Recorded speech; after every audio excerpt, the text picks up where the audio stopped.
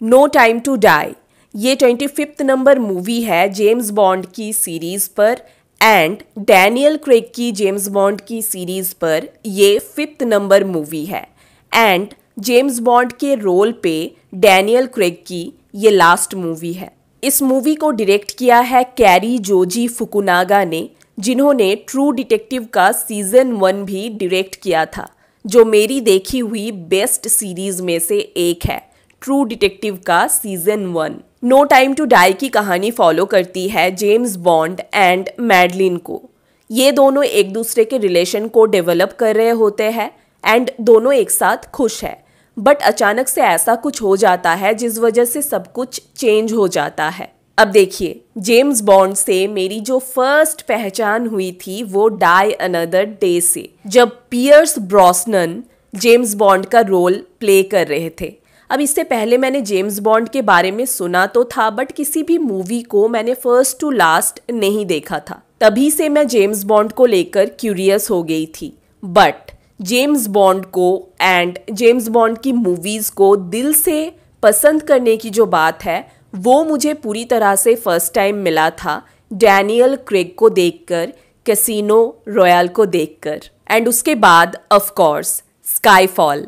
अब ये दो मूवीज़ डैनियल क्रेग की बॉन्ड सीरीज़ में सबसे बेस्ट मूवीज़ है एंड उसके बाद Quantum of Solace and Spectre को उतना ज़्यादा अप्रिशिएट नहीं किया गया था एंड मुझे भी पर्सनली उतना ज़्यादा पसंद नहीं आया था। बट मूवीज़ चाहे कैसी भी हो, डैनियल क्रेग को बॉन्ड के रोल में मैंने हमेशा एंजॉय किया है। वो ग्रेट है बॉन्ड के रोल पर। जेम्स बॉन्ड को मैंने पूरी तरह से लाइक किया था डैनियल क्रेग को ही फर्स्ट टाइम देखकर and no time to die उनकी लास्ट मूवी है, तो फिर ये मेरे लिए एक बहुत ही ज़्यादा इमोशनल जर्नी था। नो टाइम टू डाई मैं जब देखने जा रही थी तब मैं बहुत ही ज़्यादा इमोशनल थी एंड इस मूवी को देखकर मैं ये कह सकती हूँ दैट मेरी इमोशन और भी ज़्यादा बढ़ गई है।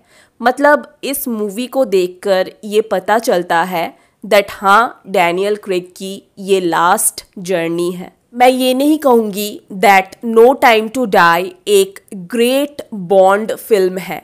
कैसीनो रॉयल एंड स्काईफॉल के लेवल की ये मूवी नहीं है, but Quantum of Solace and Spectre से ऊपर है ये movie. No time to die में नेगेटिव पॉइंट्स तो है बट पॉजिटिव पॉइंट्स ज़्यादा है। जो सिनेमाटोग्राफी है वो ग्रेट है। लिनस सैंडग्रेन का काम कमाल का है। मतलब ये मूवी देखने में इतना ज़्यादा खूबसूरत लगता है। हर एक सीन को जिस तरह से दिखाया गया है, जिस तरह से शूट किया गया है, कैमरा वर्क कमाल का है।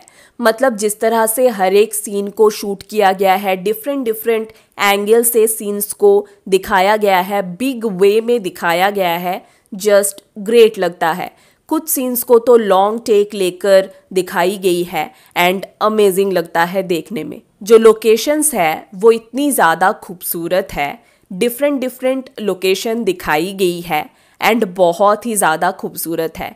स्क्रीन पर देखने में बहुत ही ब्यूटीफुल लगती है एंड जिस वजह से ये मूवी शुरू से लेकर आखिर तक देखने में बहुत ही ज़्यादा खूबसूरत लगती है। जो एक्शन सीन्स है वो अमेजिंग है, बहुत ही ज़्यादा एंटरटेनिंग है एंड मुझे बहुत ही ज़्यादा एक्साइटिंग लगा। मतलब कुछ एक्शन सीन्स को तो लॉन्ग टेक लेकर दिखाई गई है, खासकर लास्ट में डैनियल क्रेग के साथ एक एक्शन दिखाया गया है, उसमें लॉन्ग टेक लेकर एक्शन को दिखाया गया है। मतलब एक्टर्स का फेस हम देख पाते हैं एंड अमेजिंग लगता है देखने में। जो चेसिंग सीन्स है, चाहे कार में हो या फिर बाइक में, मतलब हर एक चेसिंग सीन इतना ज़्यादा एक्साइटिंग है, आप लोग देखोगे तो एक्सपीरियंस कर पाओगे एंड बिग स्क्रीन पर और ज़्यादा एक्सपीरियंस कर पाओगे। म्यूज़िक बाय हांस जिमर। अब उनका म्यूज़िक है तो मैं क्या कहूँ, बैकग्राउंड स्कोर अमेजिंग है, सीन्स को और ज़्यादा एक्साइटिंग बना देती है, सीन्स को और ज़्यादा स्टाइलिश बना देती है। जिस तरह से सीन्स के साथ म्यूज़िक को ऐड किया गया है, जस्ट अमेजिंग लगता है देखने में। बिग स्क्रीन पर देख के ही एक्सपीरियंस किया जा सकता है। मैडलिन और जेम्स बॉन्ड के बीच में जो रिलेशन दिखाया गया है, उस रिलेशन को इतनी खूबसूरती से डेवलप की गई है कि मैं पूरी तरह से कनेक्ट हो गई थी उनके साथ एंड मैंने वो इमोशन फील किया। Lea Seydoux and Daniel Craig on screen एक दूसरे के साथ बहुत ही ज़्यादा अच्छे लग रहे हैं। दोनों के बीच की जो केमिस्ट्री है वो बहुत ही ज़्यादा खूबसूरत है, जिस वजह से उनके बीच की जो रिलेशन है, उन दोनों के कैरेक्टर्स के बीच की जो रिलेशन है, उसको मैं और ज़्यादा फील कर पा रही थी। डैनियल क्रेग की जेम्स बॉन्ड की जो जर्नी है वो शुरू ही हुई थी एक बहुत ही इंटरेस्टिंग सी लव स्टोरी को लेकर एंड ख़त्म भी होती है एक बहुत ही इंटरेस्टिंग सी लव स्टोरी को लेकर।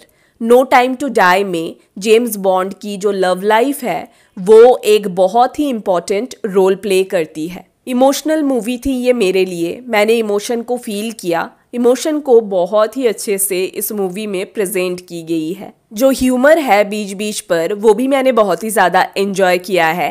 खासकर डैनियल क्रेग के साथ जो ह्यूमर दिखाया गया है वो मुझे बहुत ही ज़्यादा पसंद आया है। साथ ही साथ एना दे आर्मस, बेन विशॉ, लजाना लिंच के साथ भी जो ह्यूमर दिखाया गया है उसको भी मैंने फुल एंजॉय किया है। इस मूवी का जो रन टाइम है वो ज़्यादा है, 2 आवर्स एंड 40 मिनट्स की करीब मूवी है ये एंड आप में से कुछ लोगों को ये मूवी बड़ी लग सकती है। अगर आप मुझसे पूछोगे तो मैं यही कहूँगी दैट इस मूवी में अगर कुछ भी चेंज ना किया जाए, जैसे का है वैसा ही रखा जाए, तो फिर मुझे ऐसा लगता है दैट इस मूवी का रन टाइम कम किया जा सकता था।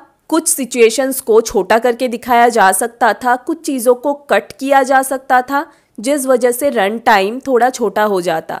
बट डैनियल क्रेग की ये लास्ट बॉन्ड मूवी है तो रन टाइम इतना ज़्यादा क्यों है ये मैं समझ सकती हूँ। बट इस रन टाइम में मुझे ऐसा लगता है दैट कुछ सिचुएशंस को थोड़ा सा छोटा करके या फिर उस जगह पर रामी मालिक का जो कैरेक्टर है उस कैरेक्टर को अगर ज़्यादा स्क्रीन टाइम दिया जाता तो फिर और ज़्यादा बेटर होता। मैं अपनी बात करूं तो रन टाइम ने उतना ज़्यादा मुझ पे असर नहीं किया है। बहुत ही ज़्यादा एंगेजिंग मूवी है ये, शुरू से लेकर आखिर तक मैं इतना ज़्यादा इन्वॉल्व हो गई थी दैट मुझे टाइम का पता ही नहीं चला।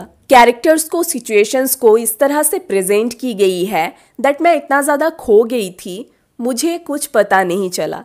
तो रन टाइम ने मुझ पे उतना ज़्यादा असर नहीं किया है। तो ओवरऑल अगर कैरी जोजी फुकुनागा की डायरेक्शन की बात करूँ तो उनका काम बहुत ही अच्छा है, मुझे बहुत ही ज़्यादा पसंद आया है। एक्टिंग और कैरेक्टर्स की अगर डिटेल में बात करूँ तो फिर एक्टिंग सभी का ही अमेजिंग है। सभी ने अपने अपने कैरेक्टर्स को बहुत ही अच्छे तरीके से प्ले किया है एंड कैरेक्टर्स बहुत ही ज़्यादा इंटरेस्टिंग हैं इस मूवी में। लिया सिदू एज मैडलिन बहुत ही अच्छी है वो, उन्होंने बहुत ही अच्छे से एक्टिंग किया है। उनका परफॉर्मेंस मुझे बहुत ही ज़्यादा पसंद आया है। उनका जो कैरेक्टर है वो एक बहुत ही इम्पॉर्टेंट रोल प्ले करती है इस मूवी में, जो मुझे बहुत ही ज़्यादा इंटरेस्टिंग लगा। एना दे आर्मस मुझे बहुत ही ज़्यादा अच्छी लगी है इस मूवी में। उनको बहुत ही कम स्क्रीन टाइम दी गई है, एक छोटा सा रोल है उनका बट काफ़ी है। मतलब इतने छोटे से रोल पर भी वो अपना जो प्रेजेंस है वो हमें फील कराती है।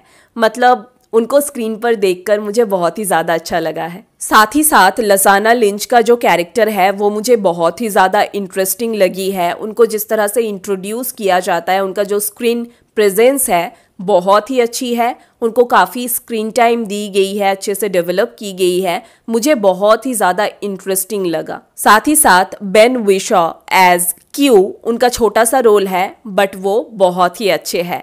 साथ ही साथ रैल्फ फाइन्स एज एम बहुत ही अच्छे हैं, छोटा सा रोल है बट बहुत ही अच्छे हैं वो। Christoph Waltz and Jeffrey Wright, इन दोनों का भी छोटा छोटा रोल है बट दोनों ही बहुत ही अच्छे हैं। ये सभी अपना जो प्रेजेंस है वो हमें फील कराते हैं इतना छोटा रोल होते हुए भी। रामी मालिक बहुत ही अच्छे हैं इस मूवी में, उनको बहुत ही कम स्क्रीन टाइम दी गई है बट उनको जितना भी करने का मौका मिला है वो बहुत ही अच्छे हैं। मतलब वो तो एक बहुत ही अच्छे एक्टर है ही। एंड मैं उनको पर्सनली बहुत ही ज़्यादा पसंद करती हूँ। एंड इस मूवी में भी उन्होंने अपने एक्टिंग से मुझे कहीं भी डिसअपॉइंट नहीं किया है। मतलब उनको देखकर जो एक डिस्टर्बिंग वाइब आनी चाहिए थी वो मैंने फील किया। मतलब उनका जो एक्सप्रेशन है, उनका जो ओवरऑल एक्टिंग है, वो देखकर वो डिस्टर्बिंग वाइब आती है।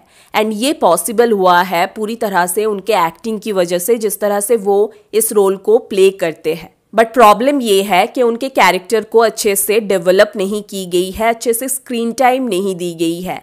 एंड उनके कैरेक्टर को अगर अच्छे से प्रेजेंट किया जाता तो और भी ज़्यादा बेटर होता। मैं उनको और ज़्यादा देखना चाहती थी, उनके कैरेक्टर को और ज़्यादा समझना चाहती थी। उनके कैरेक्टर को अच्छे से डेवलप नहीं किया गया है। अगर ऐसा होता, डेवलप अच्छे से किया जाता, तो फिर उनकी बातों से मैं और ज़्यादा रिलेट हो पाती। लास्ट में बॉन्ड के साथ उसकी जो बातें होती है, उन बातों से मैं और ज़्यादा रिलेट हो पाती। बट ऐसा नहीं हुआ है, मैं उतना ज़्यादा रिलेट नहीं कर पाई हूँ उनसे। एंड मुझे ऐसा लगता है दैट यही चीज़ इस मूवी की सबसे बड़ी वीक पॉइंट है। डैनियल क्रेग, अब उनके बारे में मैं क्या कहूँ। लास्ट टाइम उनको बॉन्ड का रोल प्ले करते हुए देख रही थी एंड मेरा जो एक्सपीरियंस था वो मैं नहीं बता सकती हूँ। बस आप लोग देख के ही एक्सपीरियंस कर सकते हो। हमेशा की तरह वो पूरी तरह से अपने कैरेक्टर पे थे। उनको देखकर ऐसा पूरी तरह से लग रहा था दैट मैं जेम्स बॉन्ड को देख रही हूँ फिर से, and last time James bond को देख रही हूँ।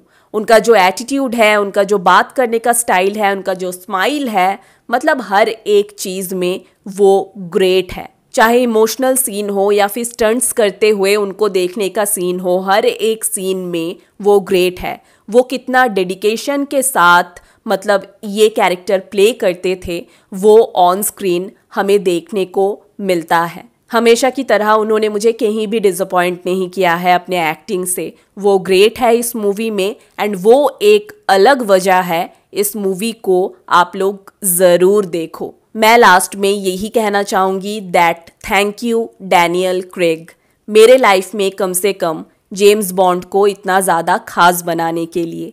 मैं आपको जेम्स बॉन्ड के रोल पर बहुत ही ज़्यादा मिस करूँगी। मैं लास्ट में आप लोगों को यही कहूँगी, थोड़ी सी नेगेटिव पॉइंट ज़रूर है इस मूवी में, बट इस मूवी को बिल्कुल भी मिस मत करना। मैं आप लोगों को हाईली रिकमेंड करती हूँ। डैनियल क्रेग के लिए आप लोग इस मूवी को ज़रूर देखो बिकॉज़ वो ये डिज़र्व करते हैं। आप लोग हो सके तो इस मूवी को थिएटर में देखने की कोशिश करो बिकॉज़ ये मूवी पूरी तरह से थिएटर में एक्सपीरियंस करने की मूवी है। तो अगर मौका है तो बिल्कुल भी मत छोड़ना। आप लोगों ने अगर इस मूवी को देख ली है तो नीचे कमेंट करके ज़रूर बताओ आप लोग इस मूवी के बारे में क्या सोचते हो। वीडियो अच्छी लगी हो तो वीडियो को लाइक और शेयर ज़रूर करो, चैनल को भी सब्सक्राइब कर दो। Thank you so much for watching. This is Juhi. मिलूंगी आपसे नेक्स्ट वीडियो पे।